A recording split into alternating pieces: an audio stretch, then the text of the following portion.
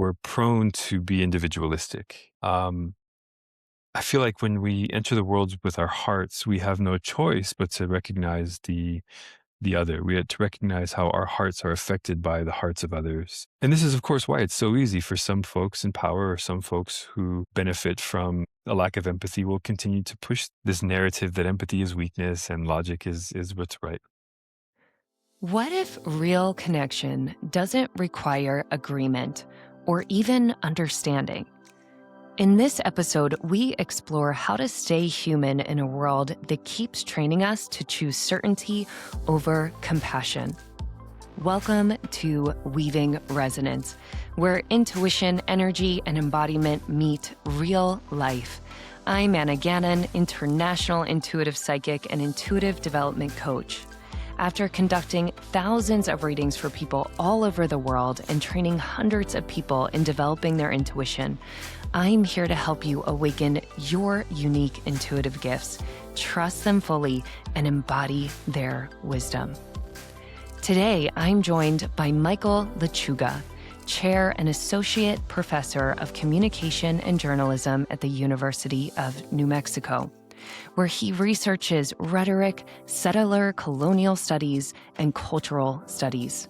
By the end of this conversation, you'll understand how the obsession with certainty can disconnect us from empathy, how to communicate from heart and relational responsibility, even when you don't fully understand someone, and how grounding in land, body, and collective memory can help you lead with deeper humanity in complex times. Let's get started. Okay, everyone, welcome to Weaving Resonance podcast.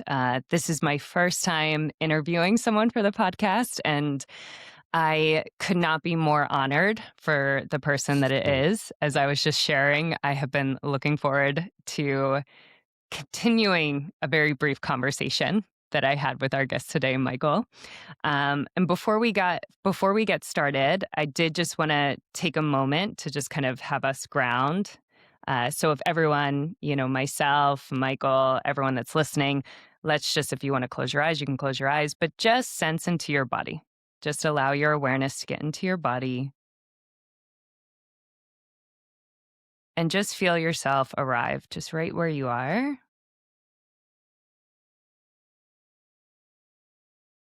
And imagine that not just your ears are starting to open to listen, but maybe other parts of you as well. Your heart, maybe your skin, your cells, whatever feels in resonance.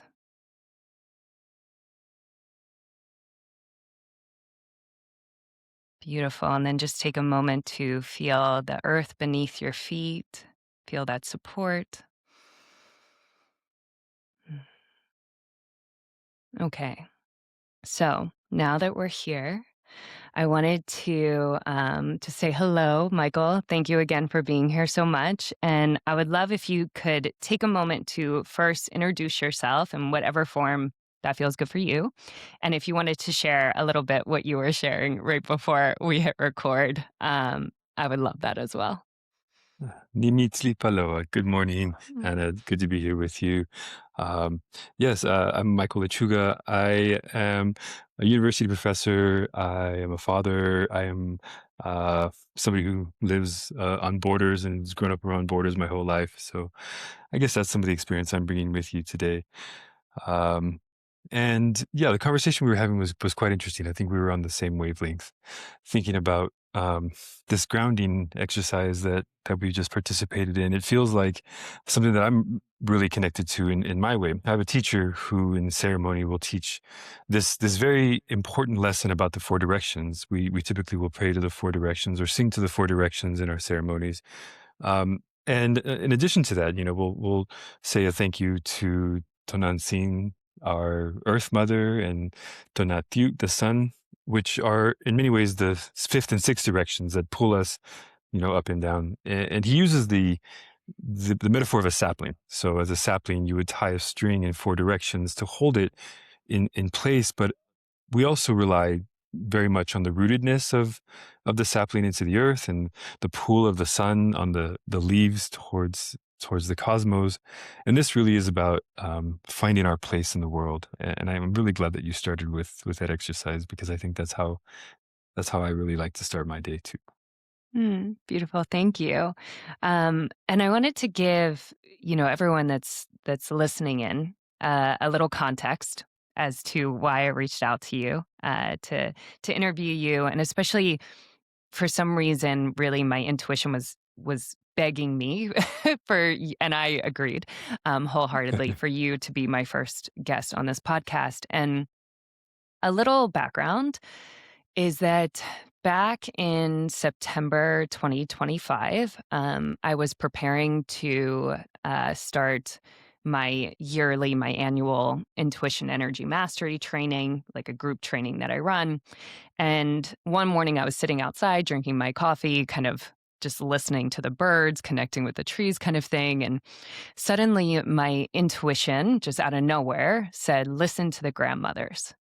And I remember when it said it, and I, like, in my head, because I tend to talk back to it, and I was like, okay, what grandmothers? Because my grandmother's passed I only ever knew one of my grandmothers. She passed when I was very, very young. So it was a very interesting thing to come through. And for me, how I tend to work with that kind of information is I get it and then I go, oh, okay. I don't really hold it very tightly. I just kind of get it and then see what happens, see what's revealed. And a few weeks later, I was teaching a session in that training about grounding.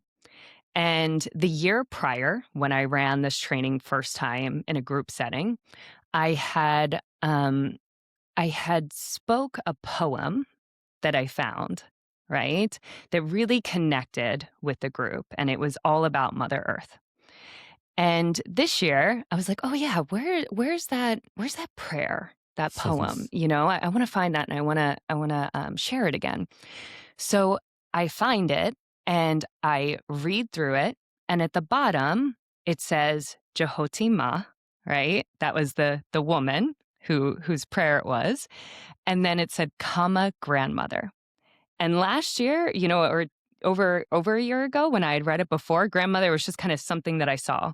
And now this time I was like, wait a minute, grandmother. So then I looked up Jehote Ma and I saw she's one of, 12 grandmothers, right? Mm. From all over the world that come together. And I found out that they were going to be gathering, or some of them were going to be gathering at this Guardians of the Sacred conference back in November 2025, this past fall. And I was just like, okay, well, that's it. I'm going to go, And I went and was so excited, and it was everything I ever wanted. And you, Michael, you were the MC there. That's right. Yeah. And I remember kind of seeing you move about this space so effortlessly, so respectfully, but in this way of like, you knew how to hold the room, but with such lightness and reverence. It just was so beautiful to witness. And Mm. then on the last day, I think there was like some weird in between break where like something needed to get fixed, maybe like a mic or something. And you came over to me and just casually asked me how I was enjoying, the experience. And we got into this very deep, quick conversation in like a minute about what it means. I think I had shared with you, I think you asked me, what has been your favorite part thus far? And I don't know if you remember what I said, but I said, honestly, it's just been watching all of these indigenous tribes from all over the world come together and just watching how they are in communication with one another, like just witnessing how they are. And you were like, oh, well, yeah, that's what I think about all the time kind of thing. And you told me about Hungry Listening, which I'm halfway through. And wow. Very cool. That's a book, by the way. And I just wanted to share that's how we kind of had this quick moment. And you said something in that moment that has just stuck with me that I really want to dive into today, which you said that in order for us to kind of be together, we doesn't necessarily mean that we need to understand one another. Yeah. And when I mean that this has been on my mind ever since, I mean, even last night my husband and I were having a conversation, and we were talking about um, a group of people, like some stuff that was happening in the country we're in right now, right in America. And out of my mouth, without even thinking about it, I said, "Well, yeah, people are scared of what they don't understand." Yeah. And it made me even think about this. So I would love if you can kind of go in deeper into what that means, what you found. Um, yeah. No, I really appreciate the invitation to speak on this because it's something that I've also, for years, really struggled with as an academic, mostly a person who's trained in this industry of knowledge where seeking understanding really quite literally is the name of the game. It was a book by Dylan Robinson, Hungry Listen, I found in the last couple of years. Actually, my good friend Megan was the one who recommended it to me. And the the way that Dylan Robinson constructs this argument of like what it means to be hungry when we go into a situation to to know the other person or to know the engagement. He actually talks a lot about sound performance and music performance as a way for us to conceptualize things that we can't possibly understand, but we really have this strong desire to. And I've found it in my own life, my own personal life, and my own work, also pretty illuminating in that way. I'll start by thinking of this idea of like certainty. When we have certainty, when we have this goal of certainty, we really miss what relational responsibility we have to one another.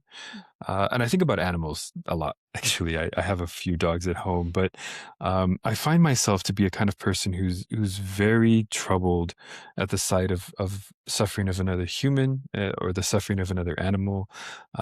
My partner will like tell me in the movies, like she's like, "Cover your eyes. There's something gonna happen to an animal here soon," and I have to like, of course, avert my eyes because it does hurt me deeply to see others hurting.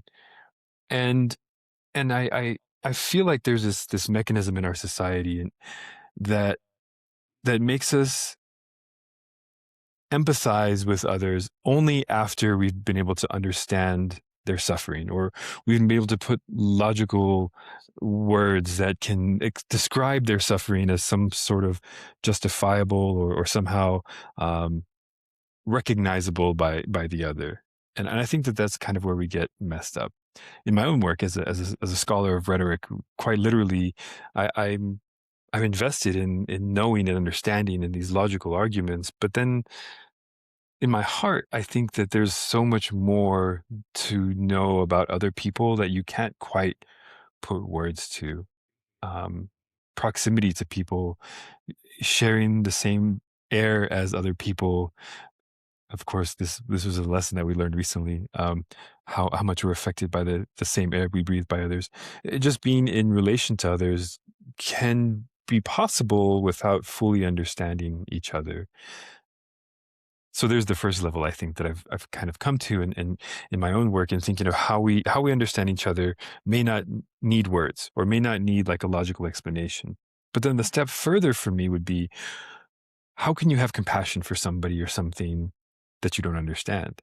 And this is, I think, the challenge we're facing in our world today, that so many of us seek understanding, seek knowledge, or seek validation for our ideas, that we suspend our heart, that we suspend the knowing and feeling and being with each other that makes us human and that makes us, um, I think, responsible to one another.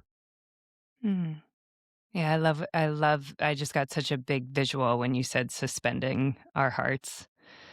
So, so beautiful. I was curious what what that could look like if you were to zoom out, if you had a magic wand and you could help people understand how to what you found in terms of even teaching communication, right?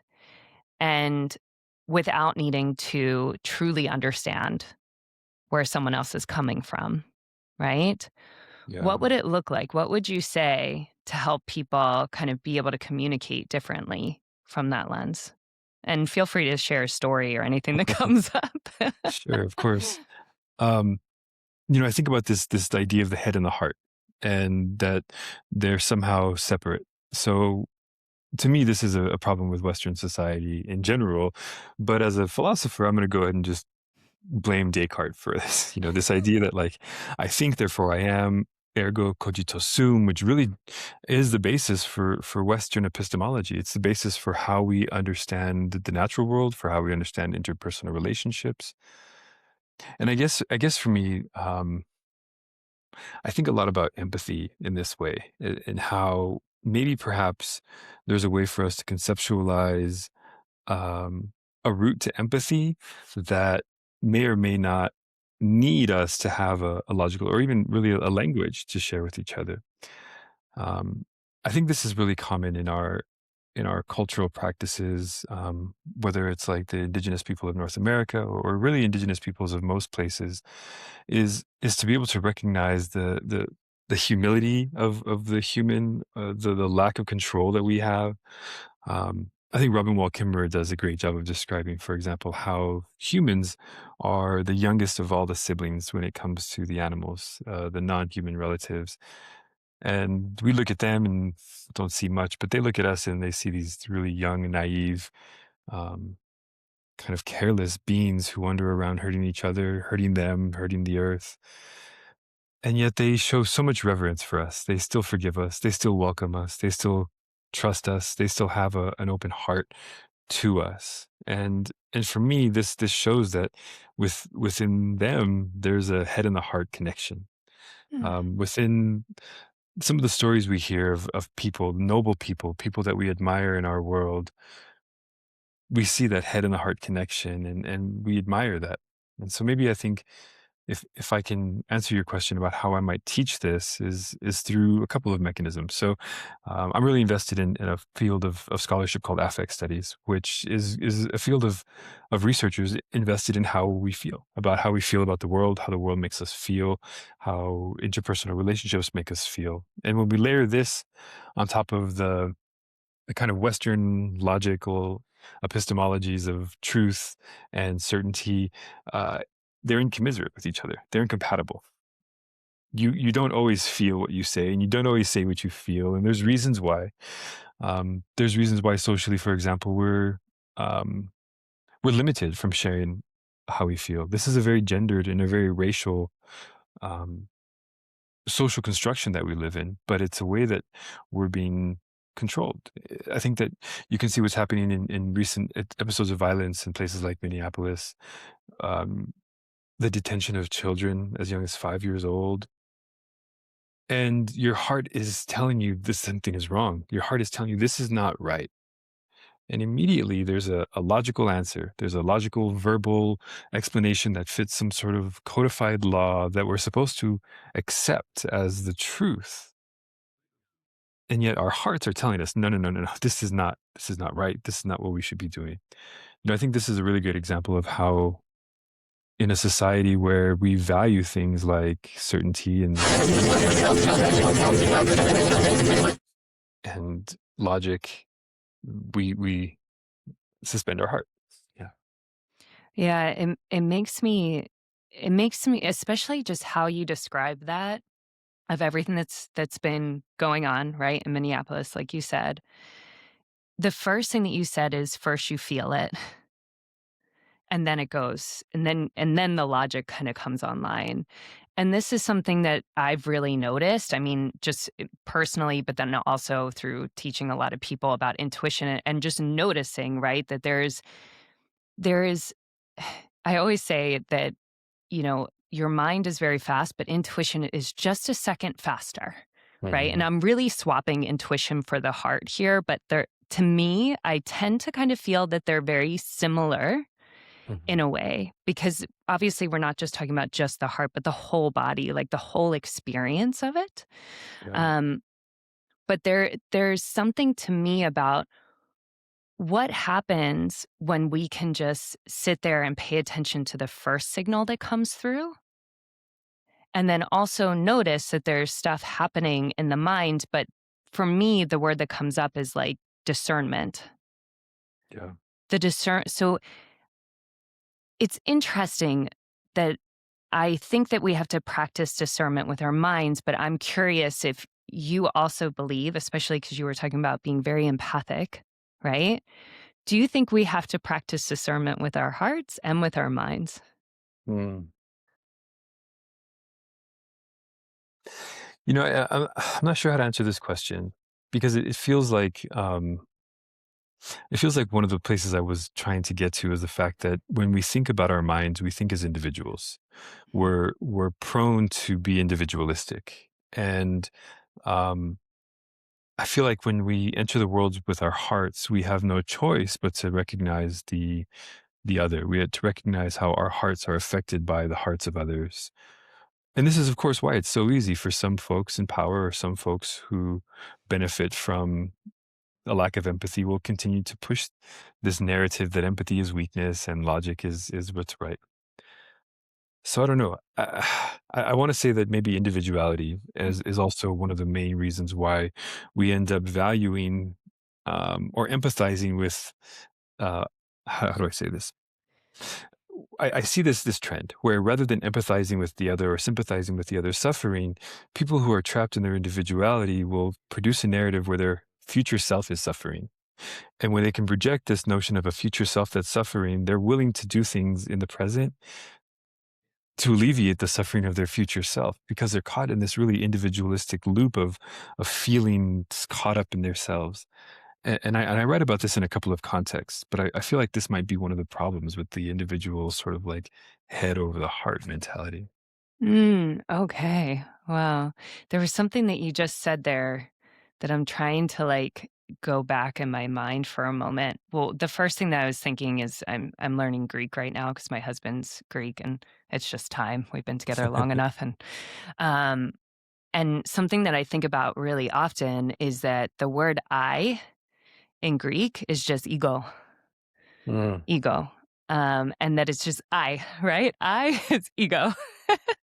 So it makes me think about that, right? The individual, just the one person. Um, but when you were saying that when we go to our mind, that's when it's more individualistic, and that when then we'll kind of, and correct me if I'm wrong, I feel like what I was hearing is you were saying we'll override our heart's wisdom yeah, for our future protection, safety, whatever it might be, privilege, what you know what I mean? Whatever it yeah, is. Is that what you were saying? absolutely. And this to me, I think pits collective intuition, things like collective memory or things like social feelings about things. It'll eschew them to the side to privilege this sort of like individual lone wolf thinker who comes up with ideas apart from their social responsibility to others. Yeah. Yeah. I wanted to see well, first, I wanted to ask you because you were sharing that you're very empathic. And I know a lot of the people that are listening to this are also tend to be very empathic people. Is Mm. there anything that you can share from your upbringing, from what you do now, practices of how you kind of move through the world that we're in as someone who is very sensitive to everything that's going on?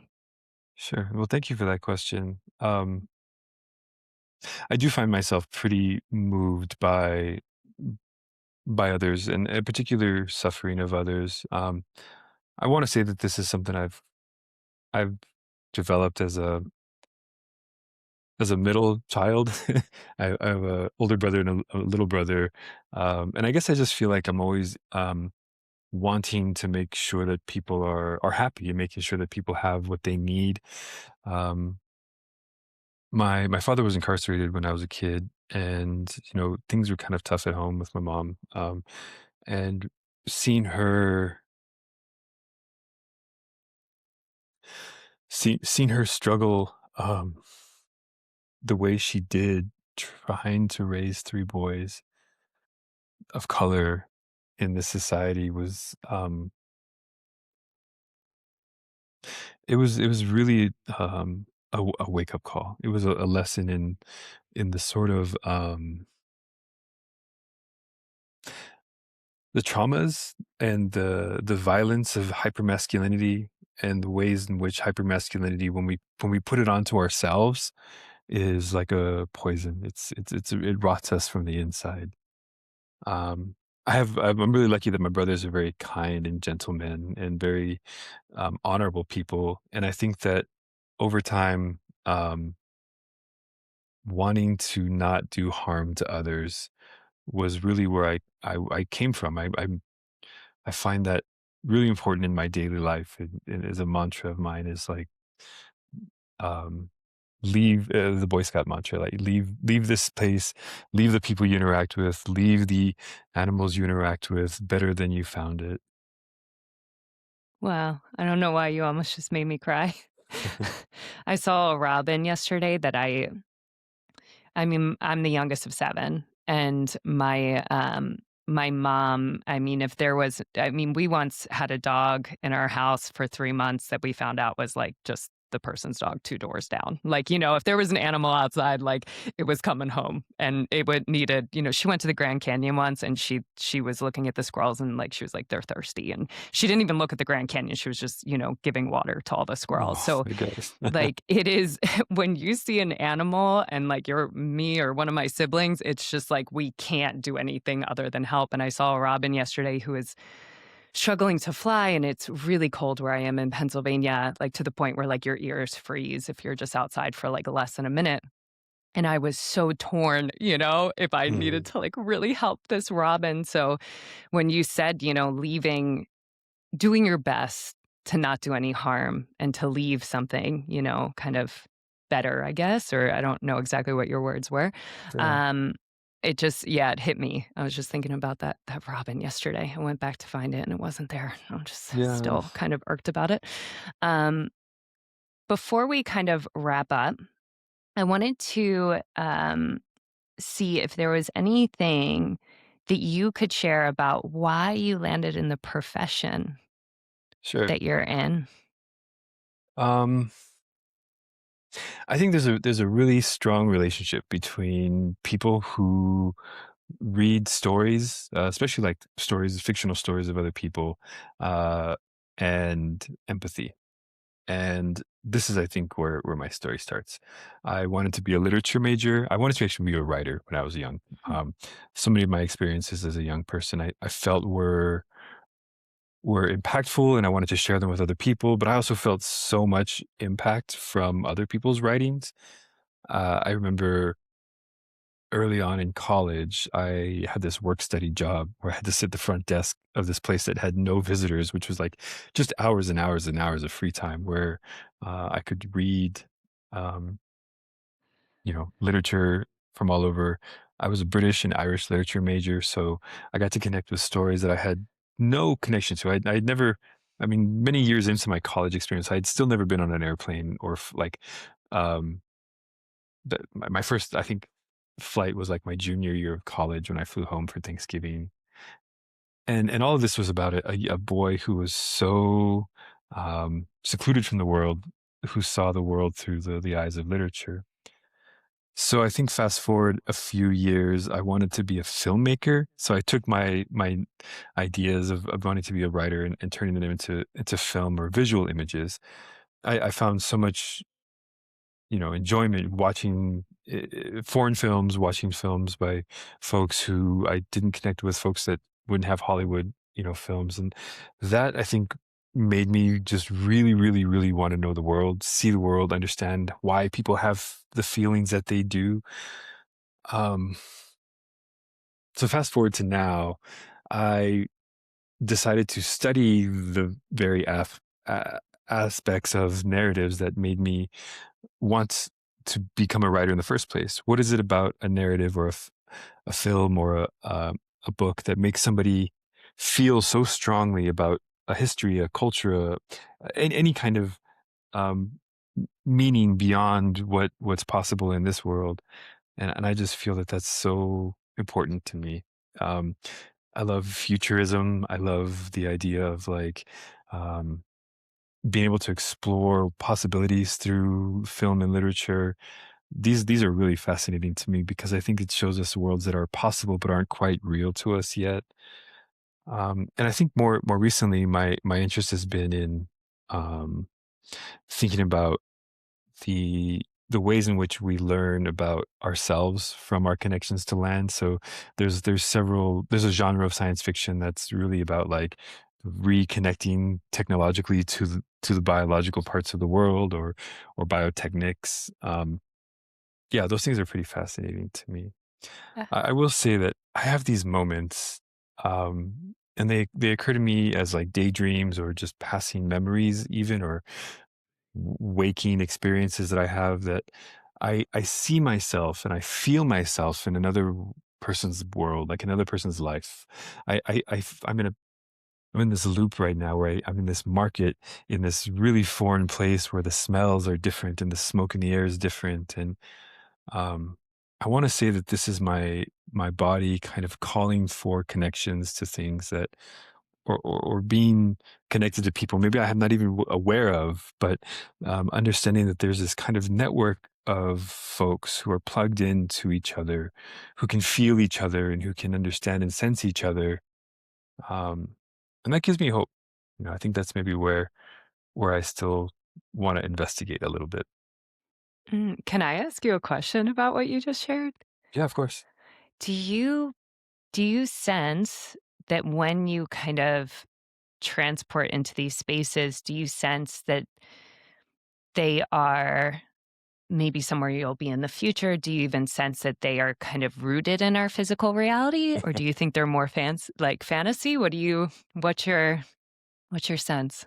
Okay, so three options. Yes. Well, the one you described is very possible. The sort of like timeline loop thing. I actually just wrote a short story for uh, a book.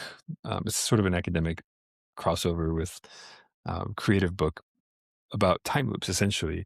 And the funniest thing happened is in this narrative, I'm stuck in an airport basically over and over and over and over, just boarding a plane, getting off a plane, boarding a plane, getting off a plane, and it's sort of a narrative or a metaphor for the way I feel about my life as an academic. But in the story, I made up this scene about a guy who was repairing the escalator band.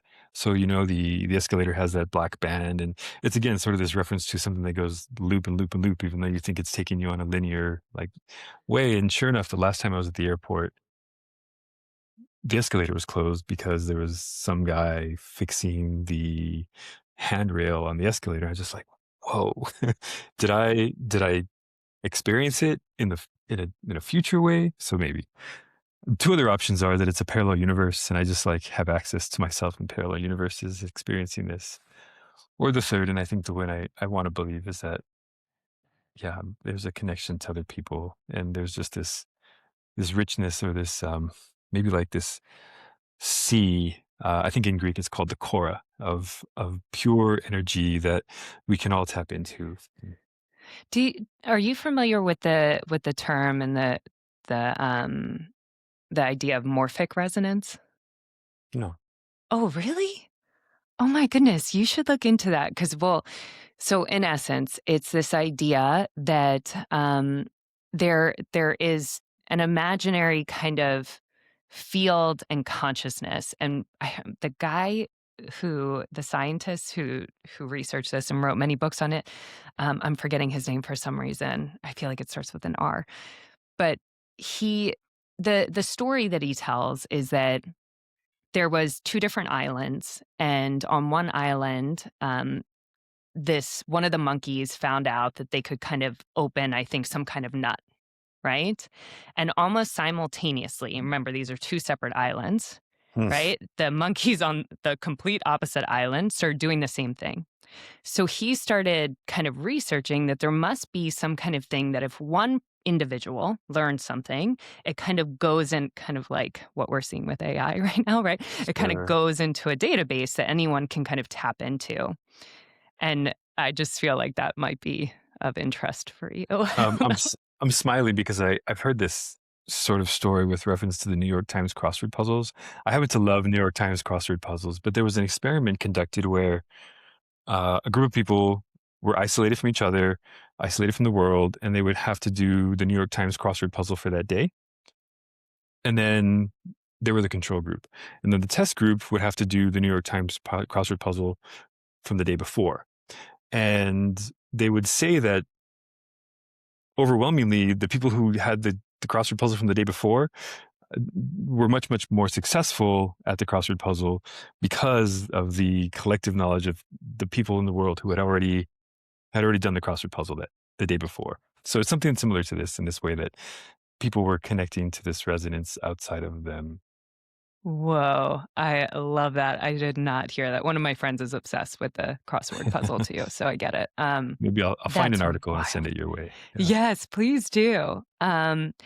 So to kind of wrap up, I wanted to ask you, the podcast is called Weaving Resonance, right? And I wanted to see if I was to throw this kind of concept out at you that we are all weaving, right, individual energies into our lives. And with the question of what would you say every day? What energy or energies are you weaving in and through you, and why? Hmm. Okay, so immediately I point to several. There's my ancestral energies. There's quite literally the blood and the genes that run through my veins um, are why I'm here, and I'm fortunate enough to have a daughter who will carry those on. And who knows, maybe there'll be more generations beyond this, but my responsibility is to them, is to the generations ahead of me. So I feel like from the past to the future, that's where there's a large genetic resonance that I'm trying to hold. Um, the sun's energy is really important to me and my people, and we really, really believe that um, through the sun's energy and through the sun's benevolence, we have everything, down to the flowers that we walk by, and the waters that flow. So I think there's a really important understanding of our connection to the sun and its connection to our earth, and those are constantly flowing through me. Um, and yeah, I think that the the other thing that I feel like I resonate really strongly with is just my humanity and connection with other people. Maybe we can end where we start, but I think that realizing that we don't have to understand one another, or even speak each other's language, to recognize the humanity in each other is what makes me want to continue to connect with others and do the work that I do. Mm. Thank you so much, Michael. Is there anywhere that people can find you, find stuff that you've written or anything? I don't know if Guardians of the Sacred, I think it's running this next year. I don't know if you're emceeing, but Yeah. anywhere that people can get connected with you. Because by Yeah, the sure. way, I stalked to try and find you. You were very hard to find. All I knew was your first name. And I don't think you have a social channel because I really tried to find you. It was hard. No, I definitely know a social channel. So I'm a faculty at the University of New Mexico, Communication and Journalism Department. If folks head to the Communication and Journalism website, they'll find my faculty page, and there you'll see a few things that I've written. Some of the things that I've written are pretty, I would say, political and quite critical. But I've also written some things that are more aligned with the conversation that we've had about, reconnecting to our um, responsibility to land and our others in this way. Hmm. Thank you so much, Michael. Such a pleasure to have you on. No, thank you so much for the invitation, and I really, really appreciate it. Thank you so much for listening today. If this episode supported you, please subscribe and leave a rating. That simple step helps this podcast grow and helps more people reconnect with their intuition in a grounded, embodied way.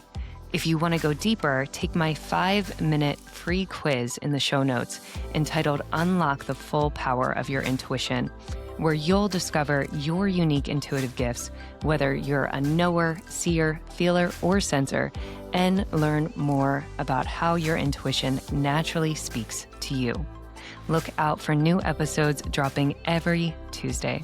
I'm so honored to have spent this time with you. See you next week.